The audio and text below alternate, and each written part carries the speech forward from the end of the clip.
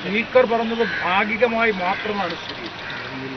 രാജ്യത്തിന്റെ സുരക്ഷയുമായി ബന്ധപ്പെട്ട പ്രശ്നങ്ങൾ ഇതിനകത്ത് അടങ്ങിയിരിക്കുന്നു. അതിന് പ്രധാനപ്പെട്ട കാരണം ഡിസംബർ മാസം 6-ാം തീയതി അവരാണോ ചെയ്തതെന്നതിനെ സംബന്ധിച്ചൊരു വ്യക്തതയുമില്ല. പക്ഷേ ഖാലിസ്ഥാൻ വിഭജന വിഭാഗത്തിന്റെ നേതാവ് ഡിസംബർ മാസം 6-ാം തീയതി ഡിസംബർ 13-ാം തീയതി പാർലമെന്റിന്റെ ഫൗണ്ടേഷൻ തകർക്കുന്ന നിലയിൽ ആക്രമണം നടത്തുമെന്നുള്ള മുന്നറിയിപ്പുണ്ടായിരുന്നു.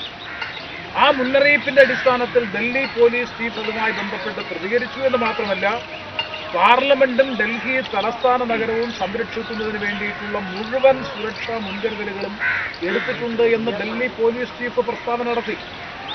മാത്രവുമല്ല, കേന്ദ്ര ആഭ്യന്തരമന്ത്രി ശ്രീ അമിത്ഷാ കഴിഞ്ഞ ദിവസം മാധ്യമങ്ങളോട് പറഞ്ഞത് എന്താ? സുരക്ഷാ വീഴ്ച സംഭവിച്ചിട്ടുണ്ട് എന്ന് പരസ്യമായി മാധ്യമങ്ങളോട് പറയുന്നു. പാർലമെന്റിന് പുറത്ത് നടക്കുന്ന സമ്മേളനങ്ങളിൽ പരസ്യമായി സമ്മതിക്കുന്നു.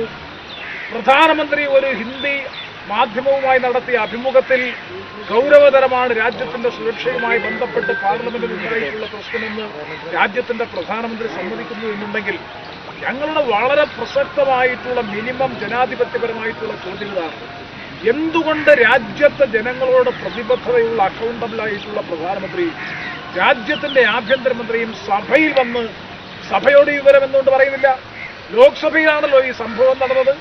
ആ സംഭവത്തിന് ആധാരമായിട്ടുള്ള പ്രശ്നത്തിന് ഉത്തരവാദിയായിട്ടുള്ളത് BJPയുടെ പാർലമെന്റ് അംഗം, കർണാടകത്തിൽ നിന്ന് ശ്രീ നരേന്ദ്രമോദിയെ വാഴ്ത്തി പുസ്തകം എഴുതിയ ഒരു വ്യക്തിയാണല്ലോ, പാർലമെന്റ് അംഗമാണല്ലോ ഇത്. പ്രതാപ് സിൻഹ എന്ന് പറയുന്ന പാർലമെന്റ് അംഗമാണ് ഇതിന് ഉത്തരവാദി. അപ്പൊ അത്തരമൊരു സാഹചര്യത്തിൽ എന്തുകൊണ്ട് പ്രധാനമന്ത്രിയും ആഭ്യന്തരമന്ത്രിയും സഭയിൽ വന്ന് ഈ കാര്യങ്ങൾ വിശദീകരിക്കാൻ തയ്യാറാവുന്നില്ല? സഭയ്ക്ക് പുറത്ത് മാധ്യമങ്ങളോട് പറയുക, സമ്മേളനങ്ങളിൽ സംബന്ധിച്ച് സംസാരിക്കുന്നവർ ഏറ്റവും പ്രാഥമികമായി അവർ അക്കൗണ്ടബിൾ ആയിട്ടുള്ളത്, ഉത്തരവാദിത്വമുള്ളവര് പാർലമെന്റിനോട്, പ്രത്യേകിച്ച് ലോക്സഭയോട് പറയുക എന്നുള്ളതാണ്. ആ ലോക്സഭയിൽ നടന്ന സംഭവത്തെ സംബന്ധിച്ച് പുറത്ത് മാധ്യമങ്ങളോട് സംവദിക്കുന്നു, സമ്മേളനങ്ങളിൽ സംസാരിക്കുന്നു. പക്ഷെ അതുമായി ബന്ധപ്പെട്ട് പാർലമെന്റിൽ വരാനും പാർലമെന്റിനെ അഭിസംബോധന ചെയ്യാനും തയ്യാറാവുന്നില്ല എന്ന് പറഞ്ഞാൽ അതിന്റെ അർത്ഥം ഈ സഭാ നടപടികൾ നടന്നു പോകാൻ പാടില്ല. ഞങ്ങൾ ഗൗരവതരമായിട്ടുള്ള ആരോപണം ഉന്നയിക്കുന്നു.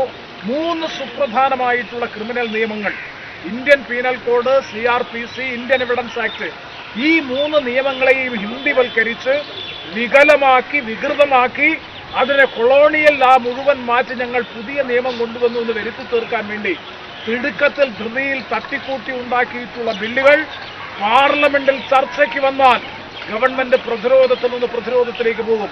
ആ ക്രിമിനൽ നിയമസംഹിതയുമായി ബന്ധപ്പെട്ട 3 ബില്ലുകളിന്മേലുള്ള ചർച്ച ഒഴിവാക്കുക എന്ന തന്ത്രപരമായ സമീപനം കൂടിയാണ് മുഴുവൻ പ്രതിപക്ഷ പാർലമെന്റ് അംഗങ്ങളെയും സസ്പെൻഡ് ചെയ്ത് പുറത്തു നിർത്തി ആ ബില്ല് പാസാക്കിയെടുക്കാനുള്ള വളരെ കുൽസിതമായിട്ടുള്ള ഹീനമായ നീക്കമാണ് ഗവൺമെന്റ് നടത്തിക്കൊണ്ടിരിക്കുന്നത് എന്ന കാര്യത്തിൽ ഒരു സംശയവും വേണ്ട.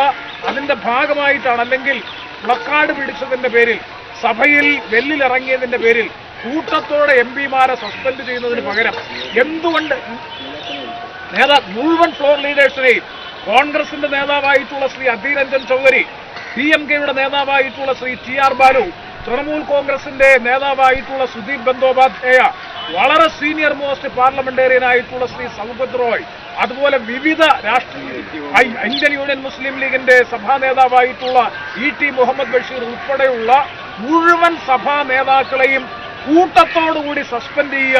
അത് വെല്ലിലിറങ്ങി പ്രതിഷേധിച്ചു എന്നതിന്റെ പേരിൽ സസ്പെൻഡ് ചെയ്യുക എന്ന് പറഞ്ഞാൽ ഇന്ത്യൻ പാർലമെന്റിന്റെ ചരിത്രത്തിൽ ഉണ്ടായിട്ടില്ല.